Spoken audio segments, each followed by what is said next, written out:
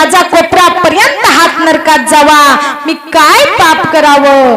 त्यावेळेस सिंह म्हटला, धर्मा आठव गड्या आठव, तू राजवाड्यातून बाहेर निघताना तुझ्या समोर एक सामान्य मनुष्य आला, त्यानं तुला दान मागितलं, तू तुझ्या खिशातलं एक नाणं काढलं आणि त्या मनुष्याला दिलं.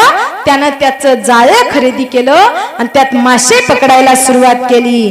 ते मेलेल्या माशाचं पाप त्या माणसाला नाही लागलं, ते पाप तुझ्या खात्यात जमा झालं, म्हणून धर्मराजा तुझा कोपरापर्यंत हात नरकात गेला. ऐका, जसं माणूस कर्म करतो तसं भोग हे माणसाला भोगावे लागतात. तुका म्हणे सत्य कर्म व्हावे साह्य, घातली या भय नरका जाणे.